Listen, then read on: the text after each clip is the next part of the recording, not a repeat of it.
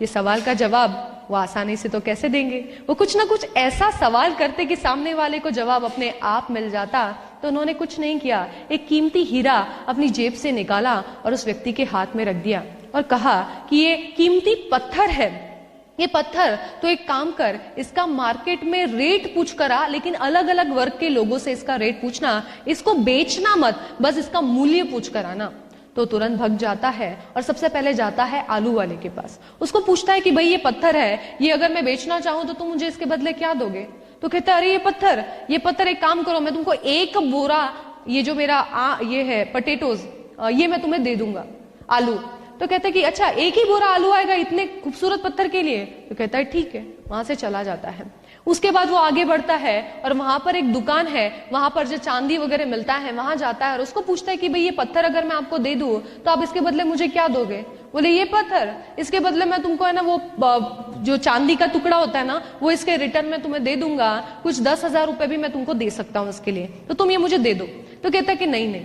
उसके बाद वो जाता है गोल्ड वाले के पास। गोल्ड वाले के पास जब वो जाता है, वो कहते हैं कि अरे ये जो तुमने दिया ना इसके लिए मैं तुमको 1 लाख रुपए देने के लिए तैयार हूं, ये मुझे तुम दे दो।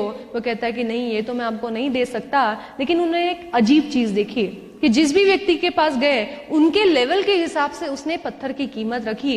अब वो आखिरकार जाते हैं एक ज्वेलर के पास जो हीरे को तराशने का काम करता था, और जब वो हीरे को तराशने का काम करता है उसके सामने ये पत्थर आता है। वो कहता है कि इसकी कीमत कोई नहीं दे सकता, अगर मैं अपनी पूरी धन दौलत भी बेच दूं, ये तो अनमोल है, इसकी कीमत कोई भी नहीं चुका सकता।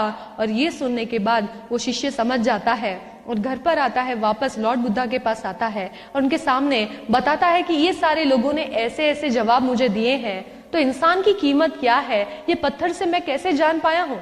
तब वो बहुत अच्छे से जवाब देते हैं, समझाते हुए बताते हैं कि भाई जिस व्यक्ति की अंदर से जो हालत है वही व्यक्ति सामने वाले को उसी तरह परखेगा। आलू वाले की हैसियत आलू बेचने की थी, तो अपनी हैसियत अपनी सोच के हिसाब से उसने सामने वाले का वैल्यू किया। हीरे वाले ने हीरे की तरह अनमोल कहकर वैल्यू किया।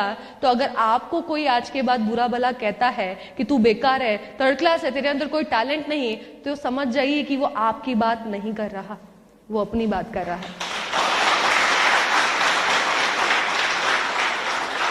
तो जब ये सत्य का ज्ञान हो गया तो आज के बाद अगर कोई आपको बुरा भला कहे या आपके टैलेंट की परवाह ना करे या आपको समझ ना सकता हो, तो ये सत्य को समझ जाइए कि भाई वो अपने हिसाब से मुझे तोल रहा है, उसमें आपको दुखी होने की जरूरत नहीं, बिकॉज आज आपको एक सत्य का ज्ञान हो गया है।